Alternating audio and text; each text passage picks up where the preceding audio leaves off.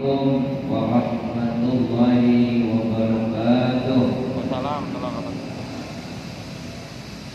Alhamdulillahilladzi ja'ala al-ulama'a warasatul anbiya. Wassalatu wassalamu ala sayyidina Muhammadin sayyidil anbiya wa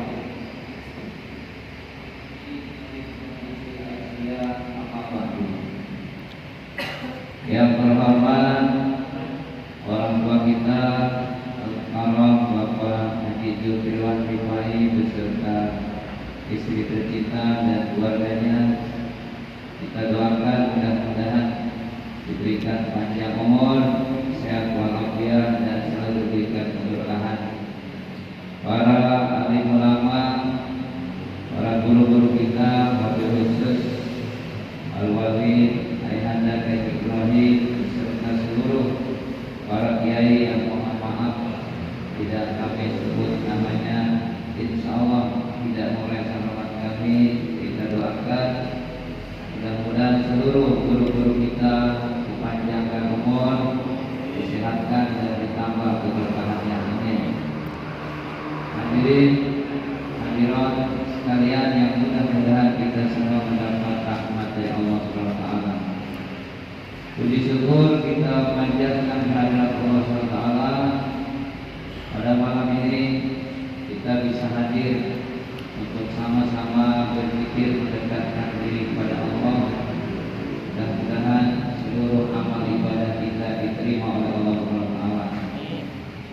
Salawat wa salam marilah kita haturkan pada baginda kita Nabi besar Muhammad sallallahu alaihi wasallam. Pada seluruh kiai, saya mohon maaf hadir di hadapan para guru, diumpamakan santri sedang latihan ceramah. Jadi mohon maaf, yang namanya santri pasti nanti banyak kesalahan. Para jamaah sekalian, di dalam tafsir Mafatihul Ghaib, Imam Fakhruddin Ar-Razi menjelaskan bahwa ilam anna kamala fin nasi ala salasati aqsamin, bahwa kesempurnaan manusia itu terbagi tiga. Yang pertama al-kamalah fid dunya wal akhirah, kesempurnaan manusia di dunia dan di akhirat.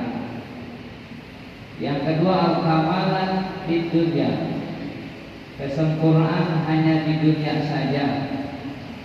Dan yang ketiga al-kamalah fil akhirat, kesempurnaan hanya di akhirat saja. Yang pertama kamalah di dunia wal akhirah, kesempurnaan di dunia dan di akhirat itu apa? Maka Imam Fakhruddin Ar-Razi dalam tafsirnya menjelaskan bahwa kesempurnaan dunia dan akhirat ini adalah ilmu. Oleh karena itu di dalam Al-Quran surah Asy-Syu'ara ayat 83, Nabi Ibrahim yang pangkatnya Khalilullah ketika munajat berdoa kepada Allah, maka doa yang pertama adalah Rabbi habli hukma, yang artinya Rabbi wahai Tuhanku, habli berikanlah kepada saya hukma. Hukma ini tafsirnya sangat banyak sekali, diantaranya adalah ilman nafi'an, ilmu yang bermanfaat. Kenapa Nabi Ibrahim dalam munajatnya doa yang pertamanya ini dikemukakan supaya diberikan ilmu? Karena ilmu itu adalah kamalat di dunia wal akhirat, kesempurnaan di dunia dan di akhirat. Di dunia kalau kita ingin sempurna dengan ilmu, apalagi di akhirat hanya dengan ilmu kita bisa mencapai kesempurnaan. Kenapa demikian? Sebab kita ambil contoh, ada seorang bayi kebetulan ditakdirkan oleh Allah ibunya hidup dalam garis kemiskinan, sehingga pakaiannya pun sederhana, kulitnya pun hitam, dan aroma badannya pun tidak sedap, dan kondisi rumahnya yang memprihatinkan. Ketika ada seorang ibu pejabat, apakah itu ibu menteri, ibu gubernur, ibu dewan, yang penampilannya mempesona dengan pakaian yang mewah, aroma yang wangi, dan kemudian badan yang sangat mulus putih. Ketika seorang ibu menteri ini ingin menggendong si bayi ini, maka si bayi ini akan menangis. Kenapa demikian? Padahal antara ibu menteri dengan ibu kandungnya ini sangat jauh. Ibu kandungnya aromanya bau tidak sedap, ibu menteri begitu wangi, ibunya begitu buruk wajahnya. Kalau ibu menteri ini sangat cantik. Kenapa demikian? Karena ternyata seorang bayi ini adalah makhluk yang jujur. Dia mengetahui mana yang punya pengaruh, yang mengatur dia, yang mengasuh dia, dan yang selalu mengurus dia. Oleh karena itu di dalam Al-Quran yang sering kita baca dalam surah Al-Fatihah, Alhamdulillahirabbil alamin. Segala puji bagi Allah, Rabbi, Allah itu yang mengatur alam semesta. Dalam surah An-Nas ayat yang pertamanya, Qul a'udzu birabbin nas. Allah itu yang mengatur manusia, mendidik manusia. Termasuk kita lihat kita lihat hewan, apakah itu kucing dan yang lainnya.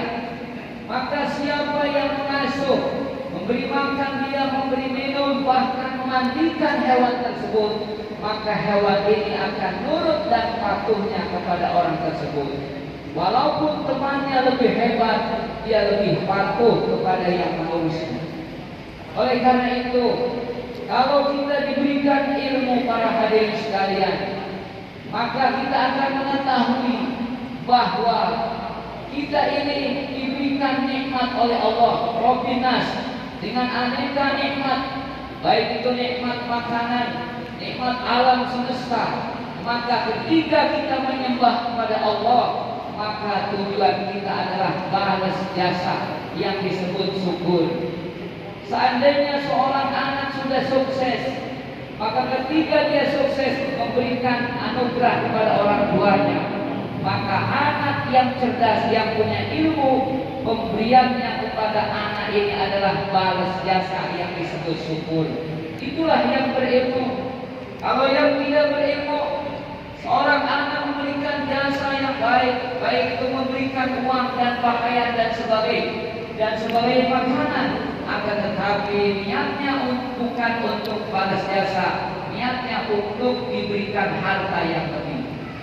Maka akan beda, saudara sekalian, kalau seorang anak berbakti kepada orang tuanya, memberikan anugerah kepada orang tuanya dengan niat syukur balas jasa, dia tidak akan merasa sombong.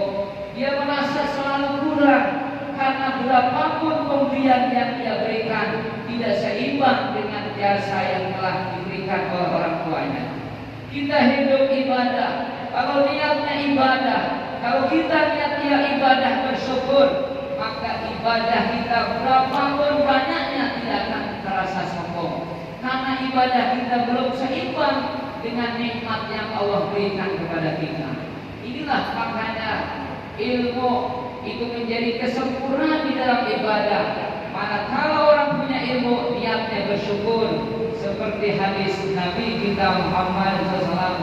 Ketika semalam Nabi terus-menerus sholat sampai kakinya bengkak, kemudian istri tercintanya Siti Aisyah berkatakan, engkau sudah dijamin masuk surga. Kenapa engkau selalu ibadah? Nabi menjawab, apalah aku abdan syakuro. Apakah aku tidak ingin menjadi hamba yang banyak bersyukur? Tapi sebaliknya, Bapak, banyak di antara kita kalau tidak punya ilmu, ibadahnya tidak sempurna, niatnya ingin masuk surga. Berarti seolah-olah seperti anak memberikan penghargaan kepada orang tuanya, ingin diberikan sawah. Yang kedua, kenapa ilmu ini menjadi kesempurnaan di dunia dan akhirat? Karena di dalam surah An-Nas yang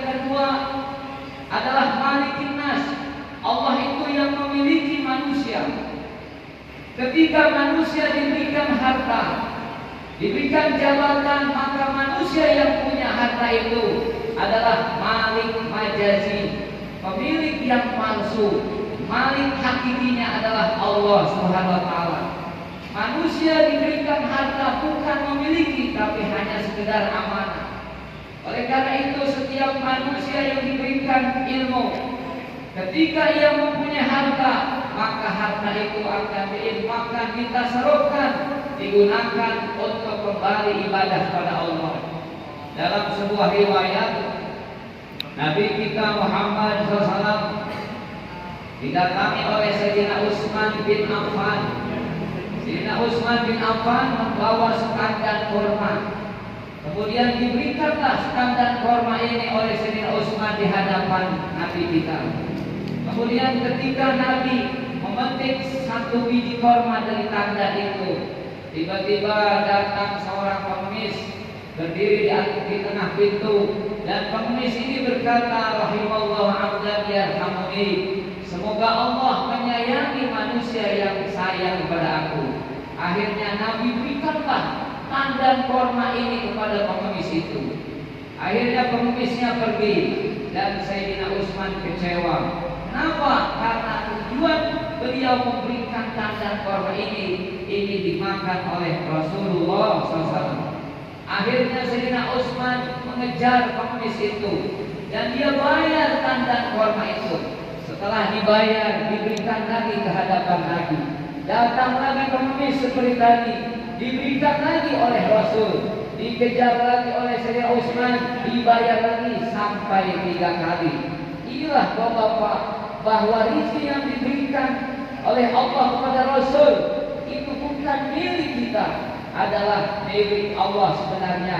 Oleh karena itu sungguh bahagia orang tua kita Bapak Zulkifli Rifai diberikan rezeki oleh Allah pada malam Jumat ini, diinfakkan, ditasarufkan kepada jalan yang baik, apalagi disedekahkan kepada ulama. Insya Allah ini tanda akan mendapatkan keberkahan, dan insya Allah rezekinya tidak akan berkurang. Amin ya Rabbal. Dan yang ketiga, para hadirin sekalian, ma'ilahin nas. Di dalam surah An-Nas, Allah itu yang menciptakan manusia. Oleh karena Allah yang menciptakan manusia dan seluruh alam semesta, antara orang yang punya ilmu dengan orang yang tidak punya ilmu, maka akan beda rasa takutnya. Ketika orang tidak punya ilmu, dia akan takut kepada neraka. Oleh karena itu di dalam Al-Quran, kata-kata takut ini ada 5 bahasa. Di sana Ihya yang namanya Ittihafus Sadatul Muttaqin, takut ini ada 5 khauf, kemudian hadrun, khosyah, wajud, dan isfaq. Ketika manusia takut pada neraka, itu orang yang tidak punya ilmu, maka dalam Al-Qur'annya tidak disandarkan, tidak diisnadkan langsung kepada Allah. Di mana kata khauf, wa amma man khaufa maqama rabbih. Begitu juga waliman khaufa maqama rabbih. Tapi ketika manusia punya ilmu, maka disebut kelas yang ketiga, khosyah, langsung disandarkan oleh Allah. Innama yakhsyallaha min ibadihi ulama. Kalau apa perbedaannya antara khauf? Di dalam tafsir Mafathir Ghaib dijelaskan bahwa kalau takut itu adalah lidofil khaif, karena lemahnya orang takut. Suami takut kepada istri, itu namanya khauf. Kalau seandainya dia pintar, suami itu akan hilang. Manusia juga takut kepada neraka semasa dia bodoh. Kalau dia punya ilmu, dia tidak akan takut kepada neraka. Karena neraka itu api ciptaan Allah, tidak mempunyai taksir, tidak mempunyai pengaruh. Kita ambil contoh Nabi Ibrahim, walaupun dibakar oleh api, kalau tidak ada kehendak Allah, api itu justru tidak menghanguskan, justru sejuk. Ya naru kuni barda wa salaman ala Ibrahim. Begitu juga kalau kita baca dalam Al-Quran surah Maryam, wa in minkum illa wariduha kana ala rabbika hatman maqdiyah. Tidak ada satupun manusia nanti di akhirat kecuali semuanya mendatangi neraka Bapak. Jangankan ahli neraka, ahli surga pun nanti masuk neraka. Summa nunajjil ladzina taqau. Cuma bedanya orang yang ahli surga, orang bertakwa diselamatkan dan masuk nerakanya pun dengan rasa sejuk. Wa nadzaruz zalimina fiha jisya. Kalau ahli neraka baru selamanya. Inilah perbedaan orang yang punya ilmu. Karena apa? Karena termasuk api adalah makhluk la ta'siro, tidak punya pengaruh. Kalau seandainya Allah ridho ketika kita masuk neraka, maka neraka itu akan sejuk. Dan tujuannya supaya ahli surga lebih bersyukur ketika ia masuk surga. Sebab ada kaidah al-asya la tatadihu ghayata ridho illa bi ma'rifati addadiha. Kita naik kereta, kemudian kereta itu tabrakan, seluruh penumpang selamat, cuma kita yang seluruh penumpang terkapar mati, kita saja yang selamat. Maka kita akan merasakan betapa besar nikmat selamat itu. Kalau ahli surga langsung masuk surga, dia tidak akan tergembira 100%. Begitu sudah melihat siksa neraka betapa pedihnya, dan ia selamat masuk surga, akan terasa sungguh bahagia. Termasuk hadirin sekalian, di masa COVID-19 ini, mari kita pasang ilmu bahwa penyakit itu ilahi nas, Tuhan yang menciptakan. Berarti kita kalau punya ilmu, jangan takut dengan penyakitnya, takutlah dengan Tuhan yang menciptakan.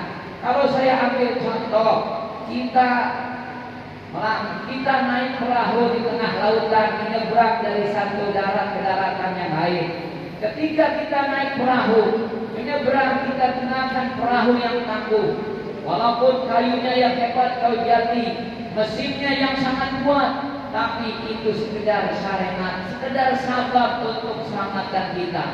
Tidak ada taksirnya. Walaupun perahu dibuat dengan tangguh, mesin yang canggih, kalau Allah kehendaki dengan menurunkan hujan, menurunkan angin yang besar, ombak yang bergelombang tinggi, tidak ada artinya perahu dan mesin itu. Begitu juga protokol kesehatan adalah sabab. Ketika Allah turunkan musibah, maka tetap saja Allah akan berikan penyakit itu. Tapi ada yang namanya khariqul adat. Khariqul adat itu walaupun tidak pakai perahu, tidak pakai mesin, manusia bisa jalan di atas air, di atas laut.